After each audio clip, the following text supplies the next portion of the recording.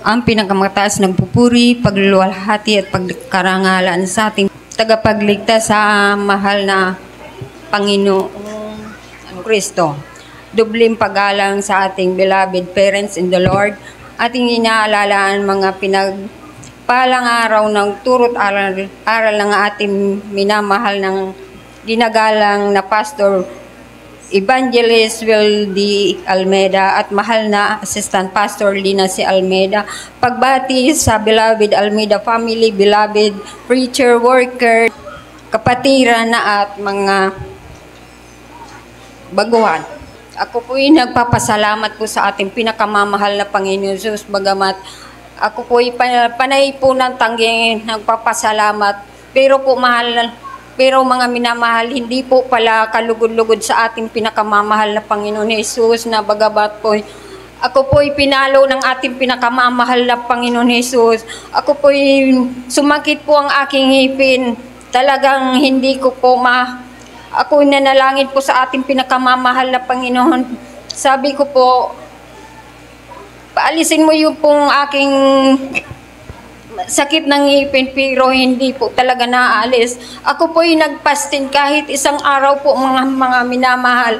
At pagkatapos ko po magpasting, mga minamahal, inalis po yung sakit ng aking ngipin. Talagang napakabuti ng ating pinakamamahal ng Panginoon Jesus.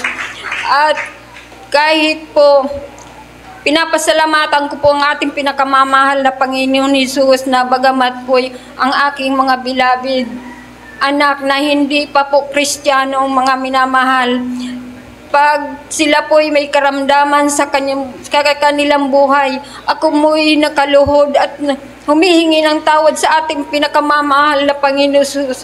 At sila po ay pinagaling ng ating pinakamamahal na Panginoon Jesus. Hallelujah, hallelujah.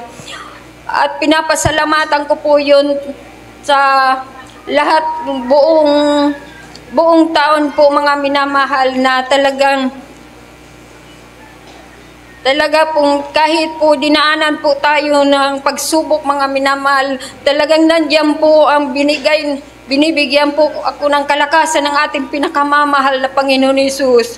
At pinapasalamatan ko po yun, mga minamahal, dahil ang aking beloved anak na nasa college, talagang kung ano po talagang hihilingin mo po, mga minamahal, sa ating pinakamamahal na Panginoon Jesus, talagang binibigay po yun. Kaya't maraming pong salamat sa ating pinakamamahal na Panginoon Jesus.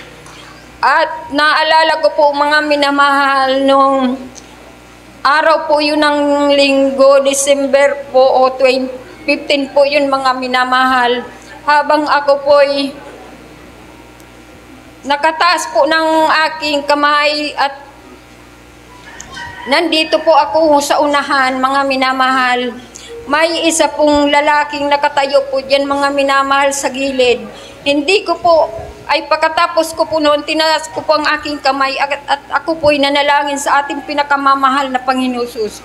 Pagkatapos ko po noon, mga minamahal, parang may narinig po ako ng pumapadyak-padyak po ng dalawang paa niya, mga minamahal. At ako po'y lumingon sa kanya.